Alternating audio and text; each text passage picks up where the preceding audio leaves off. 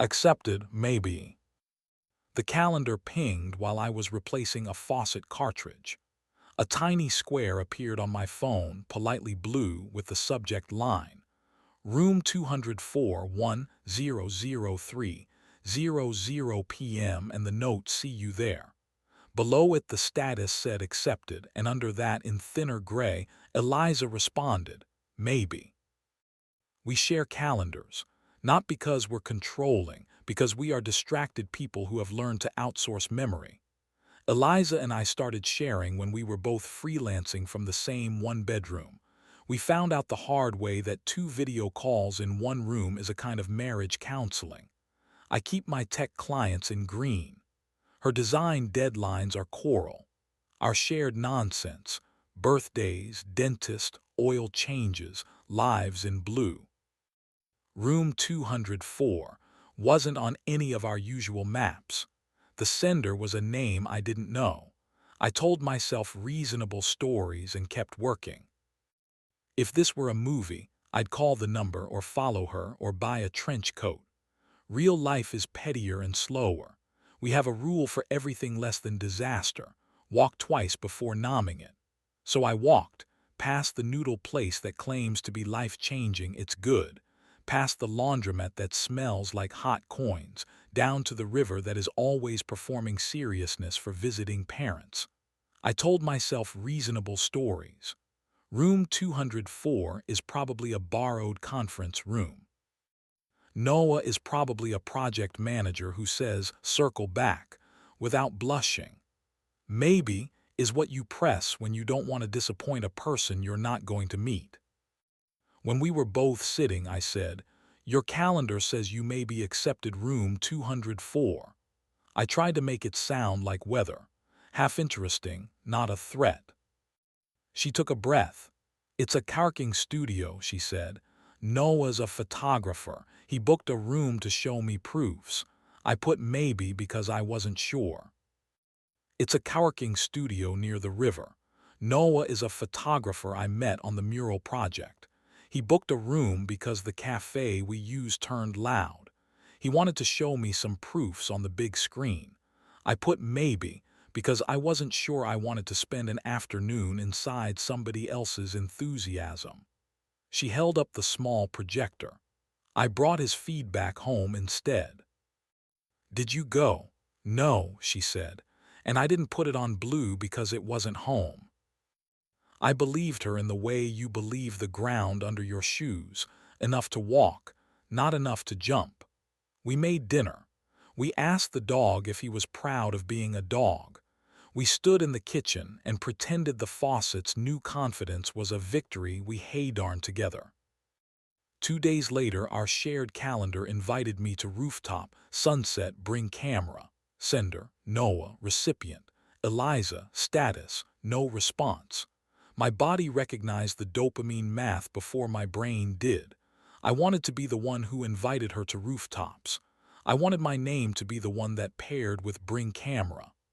I wanted, in a way that embarrassed me, to send an invitation titled "Our Bed, Now." Instead, I texted, "Want to watch the new projector murder our wall tonight?" She replied with 3 lightning bolts and "Yes, murder me pixels." We went to therapy. I know. People roll their eyes at the predictability of scheduling someone to help with unscheduled feelings. Our therapist, Jenna, short bangs, shoes that could outrun a bad decision, asked the clean questions. "What does Noah give you that Sam does?" Eliza said, "Less history." Jenna nodded like a locksmith hearing a description of a key. "And you, Sam, what does he threaten?" I said, "My right to be the one who makes her feel big." It sounded smaller out loud, which was useful.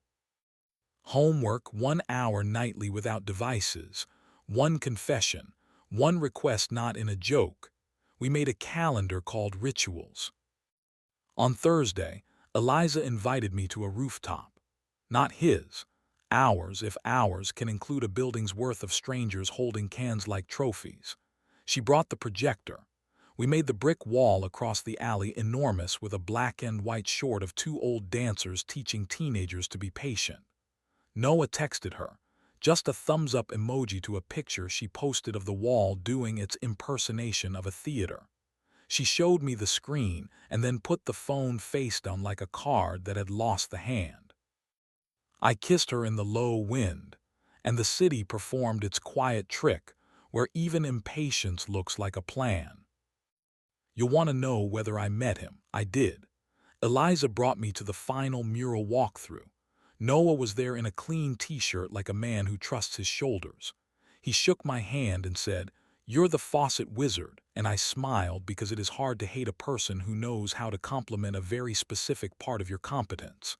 He said to Eliza, "The proofs looked better on your wall than on mine," and she said, "That's because it's ours," and I felt taller than I am. He didn't touch her. He didn't have to. Some people don't use their hands to be dangerous. We made a different plan, which is just what hopeful people call boundaries. No private rooms with people who make your pulse feel like you've been running.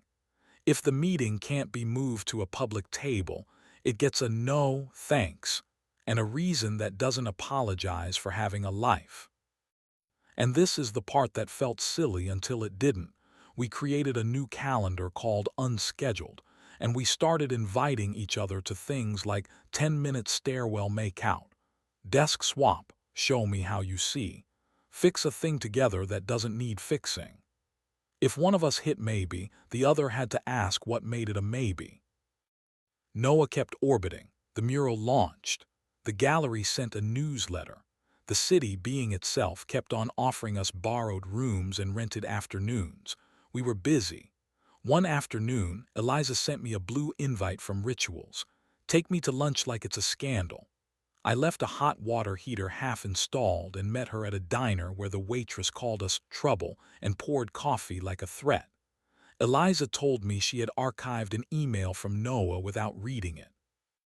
"I could feel the shape of it through the envelope," she said. "A request dressed as gratitude." We ordered pie and ate it like a dare. I paid in cash because sometimes adulthood is the art of pretending to be from a simpler time. I won't lie and say I never had a relapse. A month after the mural, I saw room 204 pop up again at 1:00 p.m., and my body reached for the old story in the same way it reaches for the old wrench in the top drawer, even when the new one fits better. I walked. I texted Eliza a single question mark. 10 minutes later, she sent me a photo of the door to room 204 and the words "closed for maintenance," and then a selfie with a forehead wrinkle I love, and this is what it looks like when you don't go inside. I replied with the heart I save for relief and a calendar invite. Window, our hallway, lightning round honesty, 7:00. She accepted in 2 seconds. The gray under it said, Eliza responded, "Yes." Our hallway has bad art we bought from a child at a street fair. Our hallway has a dent in the baseboard from when we tried to move a couch we should have measured. Our hallway has no view. But when we stood there at 7, the light hit her face, and I remembered exactly why announcers in my head get quiet when she is near. We told each other 3 things we didn't want to say. Mine: I like that he knows you're sharp. I hate that I didn't show you I know it first. I'm afraid I only know how to be the man who fixes leaks. Hers: I like that you ask anyway. I hate how tidy your solutions sometimes are. I'm afraid I only know how to be admired when I'm half a room away. The city didn't change. People kept inviting Eliza to things that could be work or a story about not work. I kept replacing faucet cartridges, which is a much more romantic job than it sounds when the person you love wants water without disruption. Noah moved on to another project. He sent a last email with a public thank you and a private compliment about Eliza, I for warmth, which made me want to invent a curse and then decide to be dignified. I wrote delete on a sticky note and put it on her keyboard. She wrote yes. Last week my phone buzzed while I was under a sink and the screen said, Eliza invited you to room 204 1:00 p.m. location, our hallway, Bring camera. I laughed hard enough to hit my forehead on the cabinet door. I pressed accept so fast the app asked if I was sure. I was. Tonight's invite, kitchen 9:10, kiss before the water boils. I put my phone down and arrive early on purpose.